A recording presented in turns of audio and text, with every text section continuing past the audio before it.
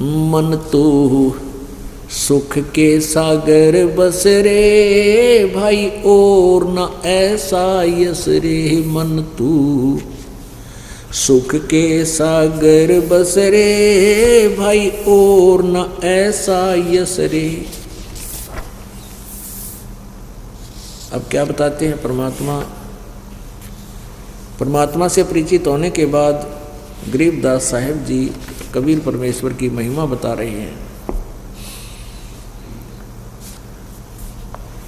मन तू सुख के सागर बस रे भाई और न ऐसा यस रे। अब सुख का सागर क्या है? सुख सागर, सतलोक को सुख सागर बोला है परमात्मा ने।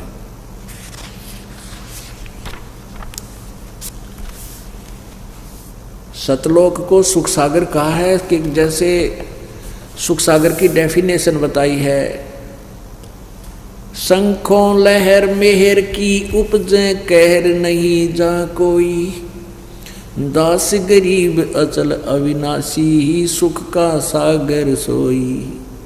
शंखों लहर मेहर की उपजे। पुण्यात्माओं, अब आपको यह बात समझ में आवेगी।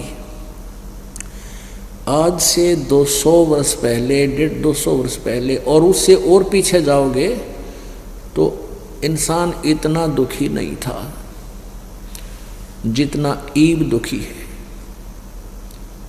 और अब हमने ये माया का जो नकली सुख गणा दिखा है, जैसे कार होगी, कोठी होगी, अच्छे चटक मटक कपड़े सुंदर पहनना हो गए, तो हम आज नो दिखे हैं कि बड़े समाज जो है ना विकसित हो गया, शिक्षित हो गया और बड़ा सुखी है। इतना महादुखी है। कितना देख लो जाके, ऑफिस में देख ले जो नौकरी करते हैं, 24 घंटे टेंशन रहती है। घर में देख ले, आज इसी आग लग रही है ना, सास बहू की बनती है, ननंद केला बहू, भाभी गेला झगड़ा भाव आपस में, यानी 100 प्रकार की व्यवस्था, भाई भाई का आपस में मुटाव, बच्चे होते थोड़े सियाने जब पता नहीं किस प्रकार की व्यवस्था बन जाती है। तो कोई भी जीव सुखी नहीं है। अब आपका यह बात समझ में आएगी। अगर 200 वर्ष पहले भी परमात्मा भी आए थे, एक तो शिक्षा का अभाव गणा था और दूसरा ये था कि आदमी अपनी, इतना काल नहीं था जितना वर्तमान में है, इतनी बीमारियां दुख नहीं थे, अच्छा आहार था। आज से 50 वर्ष पहले की तो हमें याद है, कम से कम 10-12 साल के हम समझने लगे थे। उसमें जो हम दूध, घी और अन्य अन्न आहार करते थे, वो टेस्ट आज नहीं रहा उस अन्न में, ना घी में रहा, ना दूध में रहा, और ना वो शरीर ऐसा स्वस्थ और ऐसा तगड़ा रह रहा।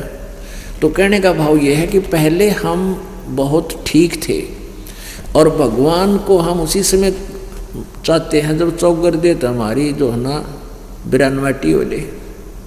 तो आज कोई सुखी नहीं है। और इसलिए परमात्मा एक ऐसी शक्ति है, उसको बारे में हमें पता भी होता है कि जो किसी से भी काम ना बनाओ, भगवान किया करे, तो फिर हम भगवान की तलाश में चलते हैं। तो आज एक और हमारे लिए वरदान बन गया कि हमने, आप जी ने अब से पहले जितने भी आपके पूज्य देव थे सारे आजमा के देख लिए, और जितने संत थे पंथ थे उड़ धक्के खा के देख लिए, कोई लाभ नहीं हुआ। और फिर यहाँ आके देख लो, रोज नए सुख देगा आपको परमात्मा, और सुख देगा इसलिए कि आप फिर यहाँ आया करोगे और भगवान के इस गुण को समझोगे, परमात्मा को पहचान पाओगे। तो क्या बताते हैं कि शंखों लहर मेहर की उपजे और कहर नहीं जा कोई, दास गरीब अचल अविनाशी सुख का सागर सोई। एक कभी कभी किसी दिन आपके मन में एक ऐसी हिलोर उठती है, इतना आनंद सा बन जाता है, ना कोई बुरा लगता है दुश्मन के प्रति भी आपका कोई विरोध नहीं रहता। अपने ऑटोमेटिकली अगर उसके प्रति आप ईर्ष्या पैदा करने चाहो ना, उस क्षण में वह भी नहीं हो सकती। ये दास के साथ घनी बार बीत रही है। और उसके जाने के बाद वह होती है थोड़ी बहुत देर की, बस ज़्यादा 1-2 मिनट रह जाया करे कई बार। उसके बाद फिर वही खचड़ा भरा ही अंदर से, वो अपना ये कर दूंगा, वो कर दूंगा, उसने ऐसा नहीं किया, ये नहीं हुआ है, उसका देना था, उसका लेना था। ये कैर की लहर शुरू होगी। वो मेहर की लहर थी, यानी सबके ऊपर दया भाव बन गया। कहते ऐसी सतलोक के अंदर शंखों लहर मेहर की उपजे और कहर नहीं जा कोई, दास गरीब अचल अविनाशी। अचल यानी शाश्वत, जो कभी समाप्त ना हो, अविनाशी और सुख का सागर।